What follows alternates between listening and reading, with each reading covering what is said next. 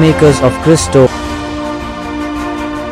இயேசுவில் அன்பார்ந்த சகோதர சகோதரிகளே, இந்த முதல் மணி ஜெபத்திலே நம் அனைவரும் தேவனோடு சஞ்சரித்தவர்கள் யார், தேவனோடு உறவாடினவர்கள் யார், தேவனுக்காக தன்னை அர்ப்பணித்தவர்கள் யார், தேவனை உணர்ந்தவர்கள் யார், தேவனை அனுபவித்தவர்கள் யார், ஆண்டவர் அவரிடம் என்ன சொன்னார் என்பதை தியானிக்க போகிறோம். My dear brothers and sisters, today we are reflecting over who all had interaction with the Lord, who all had God's experience, to whom all God spoke to whom all God used, to whom all God had given the vision. This is what we are going to reflect on.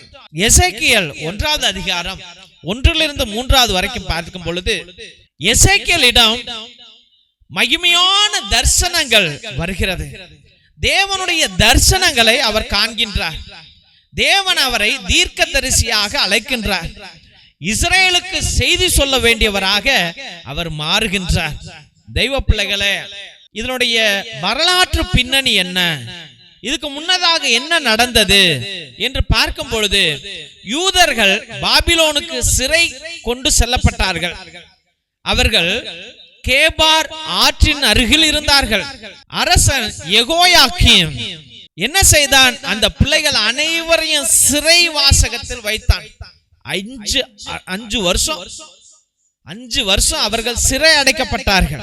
அந்த வேளையில பூசி என்ற ஆசாரியனுடைய மகனானவன் எசேக்கியிடம் இந்த தெய்வ வசனங்கள் வருகிறது, தரிசனம் வருகிறது.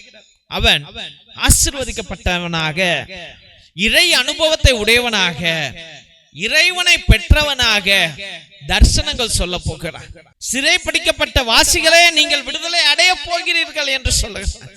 இறைவனுடைய வல்லமை வரப்போகிறது என்று சொல்லுகிறார். My dear brothers and sisters, we see in the book of Ezekiel, we see a person called Ezekiel who got the God's vision, to whom God appeared, to whom God blessed. He got the vision of the Lord. He started preaching and encouraging the people. Why he had to encourage the people? Why he had to speak about victory? Why he had to speak about freedom? Because a Babylonian king, Jehoiakim, imprisoned all the Israel people. For 5 years they were imprisoned. They underwent trials and troubles. Therefore, the Lord intervened in the life of the people of Israel. And the Lord appeared to Ezekiel. And Ezekiel was blessed among the men. And he got the vision of the Lord. He started prophesying, saying that you are going to be freed. The Lord is with mighty power is coming over each and every one of us. He will destroy our enemy. He preached to the people. தெய்வ பிள்ளைகளே, அதுபோல இன்று எத்தனையோ பிள்ளைகள் சிறை அடைக்கப்பட்டிருக்கிறீர்கள். துக்கத்திலும், வேதனையிலும், பாடுகளிலும், நோய்களிலும், டிப்ரெஷன்லையும், ஃபெயிலியர்லையும் நீங்க தோல்வி அடைந்திருக்கிறீர்கள், வாழ்ந்து கொண்டிருக்கிறீர்கள். அப்ப அதிலிருந்து எப்படி வர வேண்டும்? இறைவனுடைய தரிசனத்தை பெற வேண்டும், இறைவனுடைய ஆவியை பெற வேண்டும். இந்த ஆவி, பரிசுத்த ஆவி நம்மை ஆட்கொள்ளும் போது முழுவதுமாக நாம் இறை படைப்பாக மாறுகின்றோம். இறைவனுக்குள்ளாய் நாம் செல்லுகின்றோம். இறைவன் நம்மை ஆசீர்வதிப்பவராக, நமக்கு விடுதலை கொடுப்பவராக மாறுகின்றான். இந்த உலகத்துல எவனவன்ட்டியோ போன யாருமே உனக்கு விடுதலை கொடுக்கல. ஆண்டவர்ட்ட வா, அவர் விடுதலையை கொடுப்பார். அவர் நித்திய வல்லவர், அவர் கிருபை உள்ளவர், அவர் அற்புதங்களை செய்கிறவர், ஆசீர்வாதங்களை பொழிகிறவர். அவரிடம் ஜெபிப்போம் தெய்வ பிள்ளைகளே. My dear brothers and sisters, you are also affected with depression, with failure, with long sickness, with long diseases, long depression, long failure, no business, no money, lot of debt. You have fallen into a pit. You are not able to come away. Come out, dear friends. Don't worry. The people of Israel were imprisoned for 5 years. But through Hezekiah the prophet, the Lord spoke and gave freedom. Likewise, you also should get the vision of the Lord. You went and approached many people. Everyone gave you failure. Everyone hated you. Everyone abandoned you. But now the Lord is telling, come, come, I will bless you. See the vision of the Lord. Receive the mighty spirit of the Lord. You will be blessed abundantly, my children. You will be blessed abundantly. Do not worry about anything. Whatever the failure, whatever may be the past, don't worry. Start a new life. See the vision of the Lord. See the Lord. The Lord will come to you. The Lord will give you a new vision.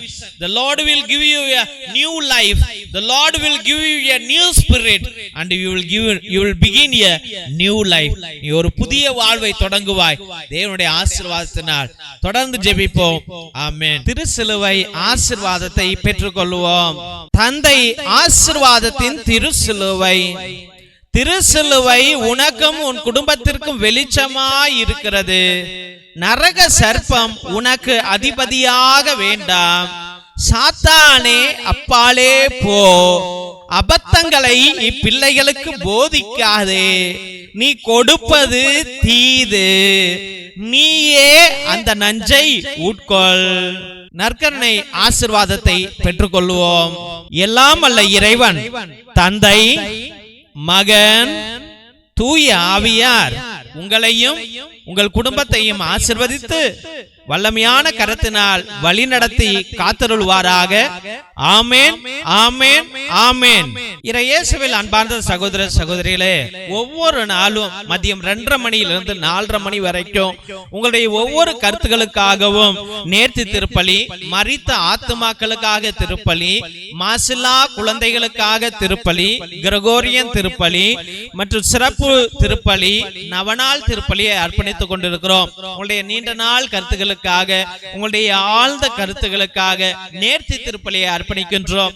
3 திருப்பலி, 5 திருப்பலி, 7 திருப்பலி, 9 திருப்பலி, 12 திருப்பலி, 21 திருப்பலி, 30 திருப்பலி, 33 திருப்பலி என்று அர்ப்பணிக்கின்றோம். உங்களுடைய கருத்துக்களை தயவு செய்து கீழே இருக்கிற வாட்ஸ்அப் நம்பருக்கு அனுப்புங்கள். உங்களுடைய எந்த கருத்துக்களுக்காகவும் தெய்வ பிள்ளைகளை ஒரே குருவானவர் 2 மணி நேரம் ஆண்டவரோடு அமர்ந்து கொண்டு ஆண்டவரை உணர்ந்து கொண்டு ஆண்டவரிடம் பரிந்து பேசுகிறார் என்றால் உங்களுக்கு எவ்வளவு அற்புதங்கள் நடக்கும். பேரை சொல்லி சொல்லி ஜெபிக்கிறார் என்றால் எவ்வளவு அற்புதங்கள் நடக்கும் என்பதை நீங்களே சிந்தித்து பாருங்கள். கீழே இருக்கிற வாட்ஸ்அப் நம்பருக்கு உங்களுடைய திருப்பலி கருத்துக்களை அனுப்புங்கள்.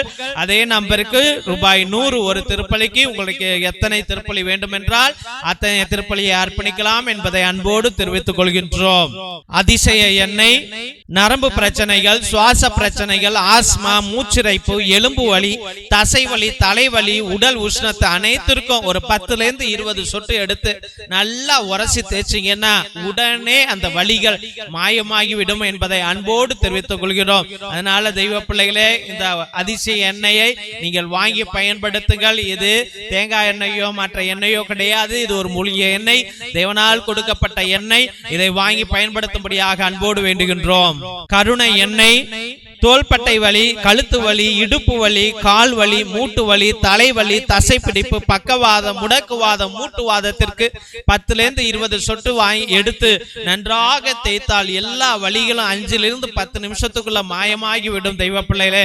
அதனால இதையும் நீங்கள் வாங்கி பயன்படுத்துங்கள். தேவன் உங்களுக்கு அற்புதங்களை செய்வார் என்று நாங்கள் விசுவசித்து இதை உங்களுக்கு கொடுக்கின்றோம்.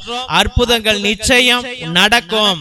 ரத்தத்தின் விடுதலை ஜெப புத்தகம், எல்லா செய்வினை, மாய மந்திர கட்டுகள், குடும்ப கட்டுகள், தொழில் கட்டுகள், தகடு, தாயத்து, நோய் கட்டுகளிலிருந்து, தொழில் கட்டிலிருந்து விடுதலை கொடுக்கிற வல்லமையான ஜெபம். இது 120 வருடம் பழமையானது. அந்த காலத்தில் நம்முடைய மூதாதையர்கள் அந்தோனியா தகடு, ஜார்ஜியா தகடு செய்வதற்கு பயன்படுத்திய உன்னத ஜெபங்கள் உடையவை. இதையும் நீங்கள் வாங்கி உங்களுடைய குடும்ப நலனுக்காக பயன்படுத்தும்படியாக அன்போடு வேண்டுகின்றோம். மற்றுமாக அந்தோனியா தகடு, ஜார்ஜியா தகடு செய்து கொடுக்கிறோம் தெய்வ பிள்ளைகளே. அதையும் உங்களுடைய குடும்ப நலனுக்காகவும் தொழில் நலனுக்காகவும் நீங்கள் வாங்கி பயன்படுத்தலாம் என்பதை அன்போடு தெரிவித்துக் கொள்கிறோம்.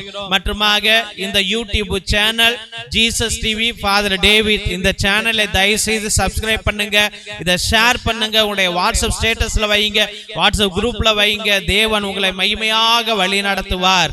மற்றுமாக உங்களுடைய பழைய துணி, பத்தாவது துணி, பயன்படுத்தாத துணியை எங்களுடைய ஏழை எளிய பிள்ளைகளுக்கு நீங்கள் தாராளமாக அனுப்பலாம் என்பதை அன்போடு தெரிவித்துக் கொள்கிறோம். God bless you all. Praise the Lord. Hallelujah.